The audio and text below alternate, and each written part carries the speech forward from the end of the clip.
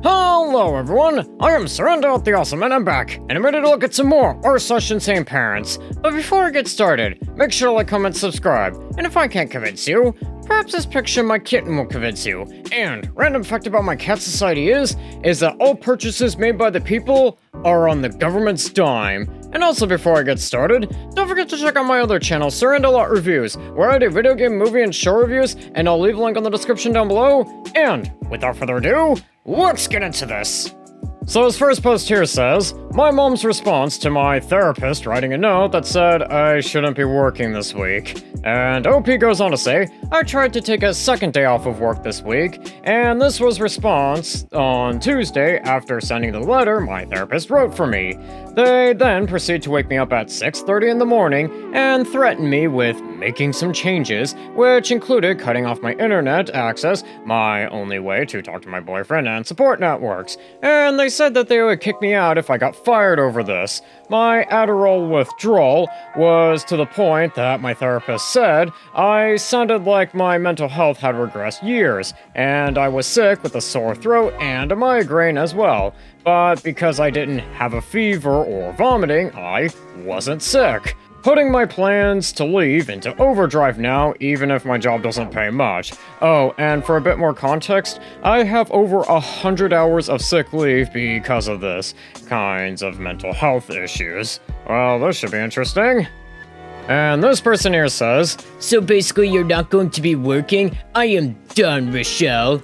To live here, you need to work. That is non-negotiable. And OP here says, she wrote this because you are yelling at me for being sick. I can't control this. I am planning on going on Thursday. And this person here goes on to say, I was not yelling. You are 21. You are welcome to leave anytime if you don't like our rules.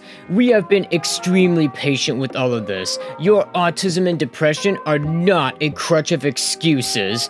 We all have our issues, and we all have to work, even when we don't want to. That is life. Okay, for this one, I'm gonna probably give this probably maybe a 40 out of 50. I mean, person, you have to understand that, maybe OP, probably not feeling well, is probably a reason why OP should not go to work. And also you have to understand that just because they're not, vomiting or, hacking up a lung doesn't mean that they aren't sick. And, having a migraine probably might actually affect their ability to work. And also, person, if OP has got, a lot of sick time, like what, OP said, yeah, that probably might be a thing that they can kinda do. And also, person, you have to understand that, maybe you're probably not actually helping OP with, what you're doing here, so there's that. And this next post here says, interesting option on the K-pop Demon Hunter movie.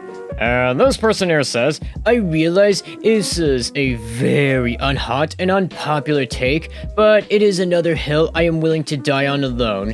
And it is also not up for debate.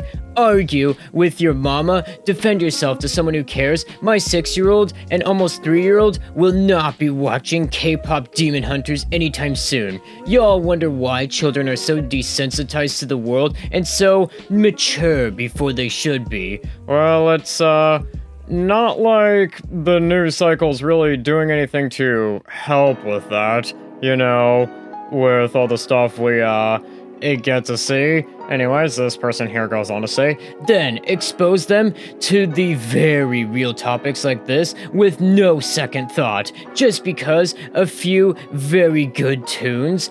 Will I watch it myself and probably enjoy it? Absolutely, it's right up my alley. Am I aware that demon doesn't always carry the same negative connotation in other cultures as it does in Western civilization? Yes, but you've lost your mind if you think I'm going to let my children watch animated created demons sucking the souls out of people through music.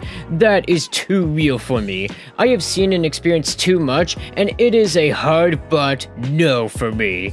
This is coming from someone who loves dark, twisted, scary, and creepy things of all sorts and enjoys watching them on my own time. It is still my duty to protect my children's souls and not expose them to unnecessary darkness and spiritual warfare, even if it comes disguised as a cartoon with catchy beats. Call it what you want.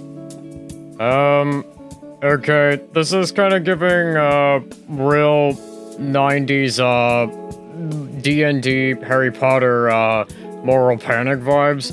I'm gonna probably give this, like, a question mark out of 50.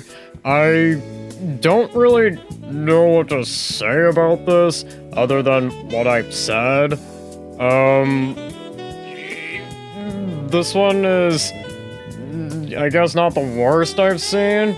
It is definitely insane, but not like, abuse territory, so that's at least a major plus, which is more than what I could say for, like, a lot of these Insane Parents posts. And this next post here says, was scrolling through my Facebook post to find something and found this one from a couple of years ago. And this person here says, on today's episode of randomly flashing back to reasons why I'm in therapy, remember that time I had a birthday party in like 7th grade, and my mom had everyone who attended spray the crap out of me with shaving cream and silly string, and then she was confused as to why I didn't have a good time, and both of my parents got upset that I dipped for over an hour to take a shower and redo my hair and makeup. Yeah, me too, if you all who participated in that. And for this one, I'm gonna probably give this, like, probably a 40 out of 50. Yeah, I wonder why your child would probably not want to, enjoy the party, or at least not have a good time at the party. And also, is that really necessary? Plus, you have to understand that, yeah, I guess with, the context of other things, this, is very worrying if I'm being perfectly honest. And I think with that, that's gonna do it for today. Don't forget to like, comment, subscribe, and I'll see you in the next one. Science editor Steve Newman reports on one person already using the brand new system.